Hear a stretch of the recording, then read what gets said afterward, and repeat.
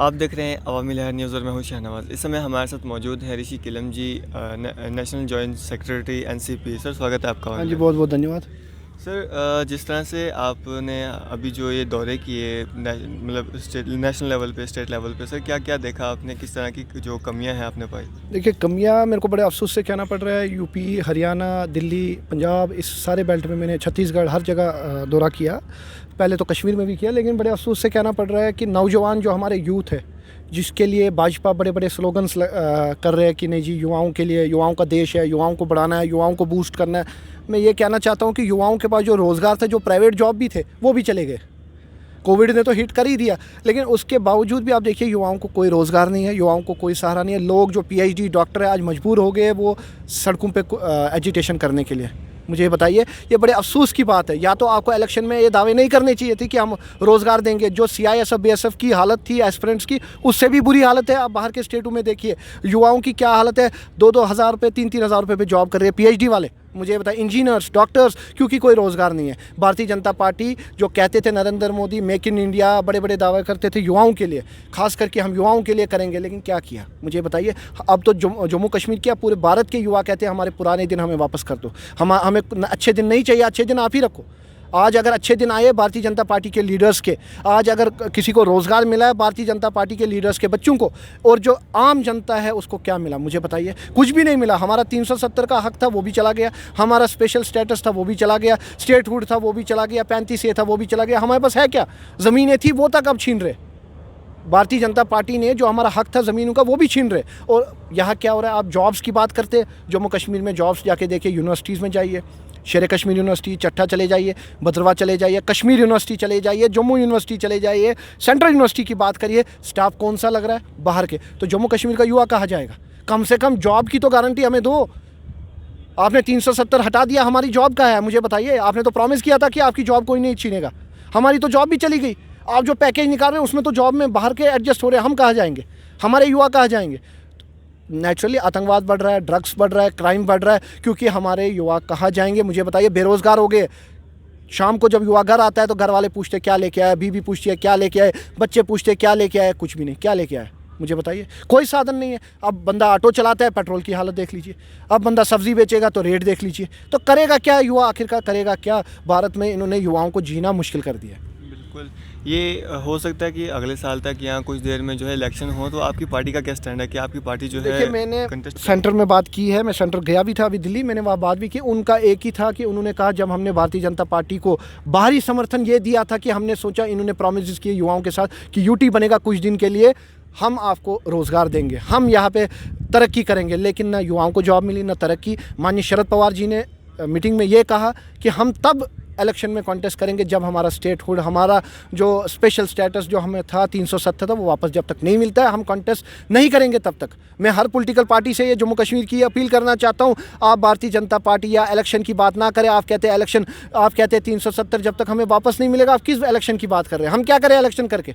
मैं किसी MP को वोट देता हूँ, MLA को वोट देता हूँ, मुझे क्या करना है जब मेरी ज़मीन ही नहीं बची, जब मेरे पास रोज़गार ही नहीं है? वो MP मेरा घर चलाएगा, MLA मेरा घर चलाएगा? उनकी तो कंडीशन आप देख रहे हो। भाजपा के जो MP है उनको ये नहीं पता है कि कॉन्स्टिट्यूंसी जो हमारी है उसमें गाँव कितने हैं।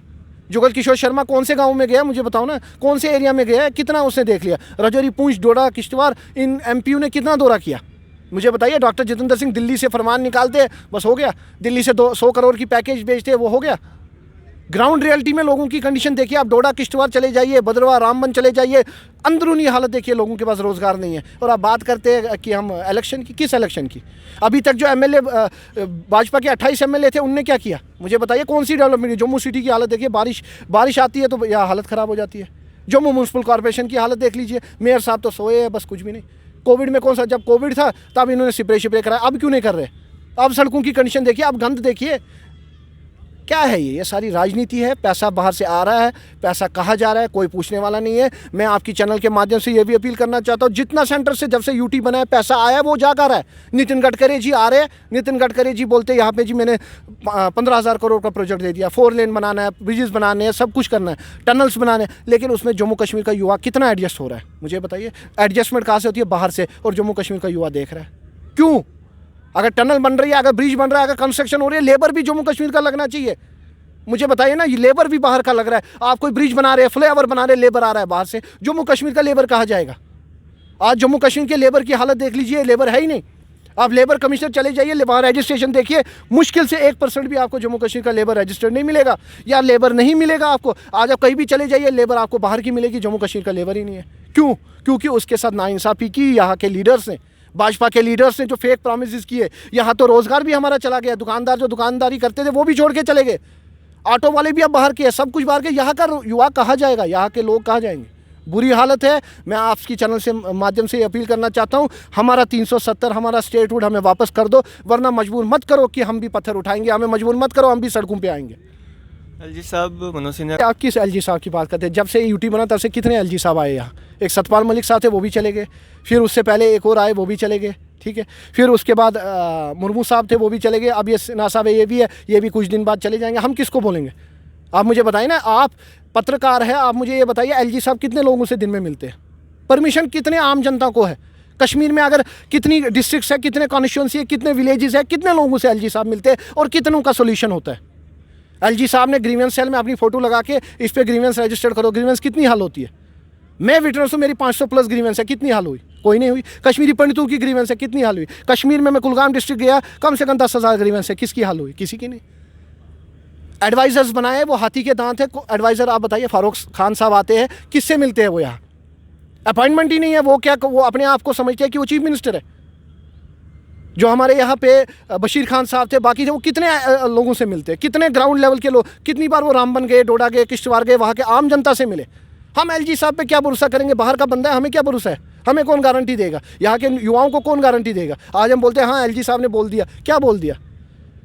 हमें क्या पता, कल को जैसे सतपाल मलिक बाहर है, कल को मुर्मू साहब बाहर है, ये भी चले जाएंगे। हम किसको बोलेंगे कि भाई हमारा स्पेशल स्टेटस, हमारा स्टेटहुड हमें दो? वो बोलेंगे सेंटर में बात करो। हमें तो हमारे प्रधानमंत्री पे भरोसा नहीं रहा। अब जिसने बड़े बड़े वादे किए उसने ठग लिया हमें, तो हम क्या एलजी साहब पे विश्वास करेंगे? मुझे बताइए ना, देश के लोगों को, देश के युवाओं को प्रधानमंत्री पे भरोसा नहीं है। अब जो मेन है, प्रेसिडेंट ऑफ इंडिया पे भरोसा नहीं है, प्रधानमंत्री पे भरोसा नहीं है, नरेंद्र मोदी को जुमलेबाज अब कहते हैं, तो किस पे आप भरोसा करोगे? एलजी साहब पे। ये कौन है? आज है, कल नहीं होंगे, 6 महीने बाद नहीं होंगे। यहाँ फिर इसके लिए हमें एकजुट होना है, जम्मू कश्मीर के युवाओं को एकजुट होना है, तब जाके हमें हमारा हक मिलेगा, वरना नहीं मिलेगा। अगर हम इन लीडर्स की बातों पे विश्वास करेंगे, रविंद्र रैना जैसे लीडर्स पे बात करेंगे, उनकी तो पेंशन चलेगी अब, क्योंकि वो ये रह गए एमएलए, उनकी पेंशन चलेगी, उन्हें परवाह नहीं है। लेकिन आम जनता कहाँ जाएगा?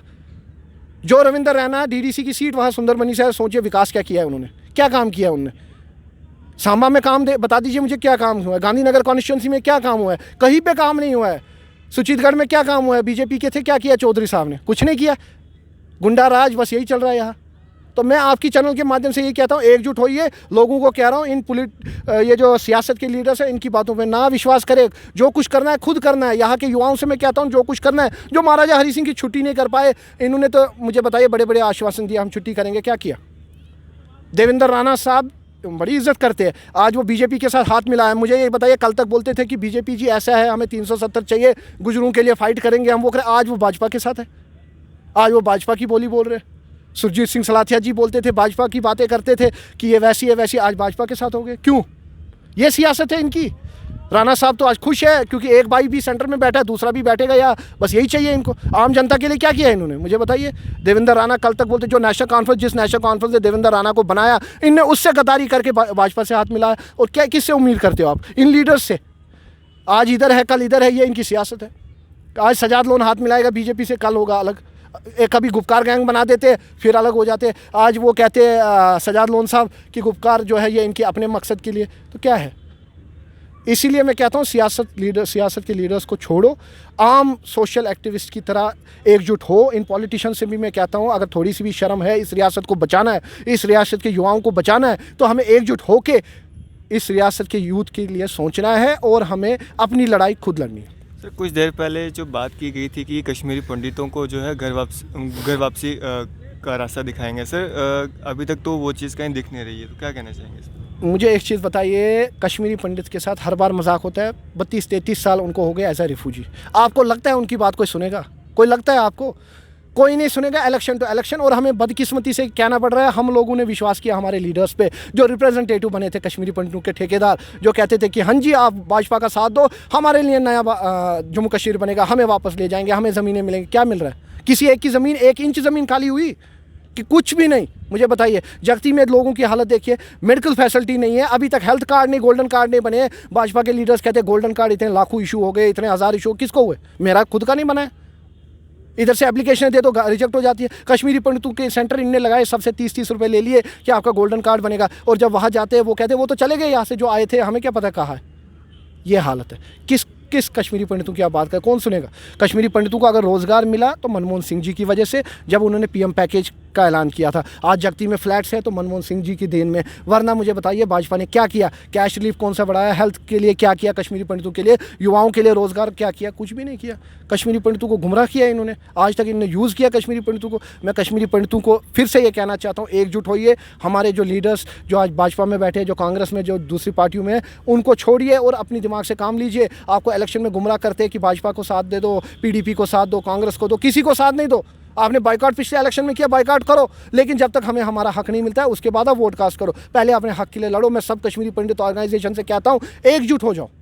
अभी भी मैं अश्विनी तिरंगू साहब से हाथ जोड़ के रिक्वेस्ट करता हूँ, आप भाजपा में गए ठीक है, हमें कोई प्रॉब्लम नहीं, लेकिन कश्मीरी पंडितों का भविष्य खराब मत करिए, युवाओं का भविष्य मत खराब करिए उनको गुमराह करके। आप कल तक हमने आप पे विश्वास किया कि आप रिप्रेजेंटेटिव है हमारे, और आज आपने हाथ मिलाया भाजपा से, और आज लोगों की कोई चिंता नहीं, कश्मीरी पंडित समाज की कोई चिंता नहीं, युवाओं की कोई चिंता नहीं। एलजी साहब की तो बात छोड़ दीजिए, वो बड़ी बड़ी बातें करते हैं, एलजी साहब की बातों में हम विश्वास ही नहीं करते। आप आम जनता के लिए क्या मैसेज देना? आम जनता के लिए यही मैसेज है जो मैंने फिर से कहा, एकजुट होइए अगर अपना हक चाहते, अपनी ज़मीनें बचाना चाहते हैं। वरना ये जो बठंडी में जैसे ये पंजे लग रहे हैं, आजकल नए नए कानून निकाल रहे हैं कि हम सुप्रीम कोर्ट जाएंगे तो हाई कोर्ट जाएंगे तो यहाँ पे ये फॉरेस्ट लैंड खाली करवाएंगे। मैं सबसे पहले उन लोगों को ये मैसेज देना चाहता हूँ, आप खाली की तो बात करते, जिन्होंने यहाँ बनाने की परमिशन दी है उन पर क्यों नहीं शिकंजा करते? आप 50 साल से अगर ये रह रहे हैं तब क्यों नहीं आप कुछ, ये जानबूझ के डेलिबरेटली इनको हरासमेंट कर रहे हैं, इनको ये कम्युनल जो रंग दिया जाता है, ऐसे ही लोग हिंदू मुस्लिम लड़ाई करवाते हैं, ऐसे ही ये मतलब आपस में भाईचारा जो है ख़राब करते हैं। मैं इन लोगों से ये कहता हूँ, सब आम पब्लिक से एकजुट होइए, अपने हक के लिए लड़िए, वरना ये कंडीशन आप देख रहे हैं। चलिए, शुक्रिया सर, मसला। थैंक यू जी। तो ये थे हमारे साथ नेशनल जॉइंट सेक्रेटरी ऋषि किलम जी। एनसीपी इसी तरह की मज़ीद अपडेट्स के लिए बना रही है। अवामी न्यूज़ के साथ दीजिए इजाज़त में शाहनवाज़।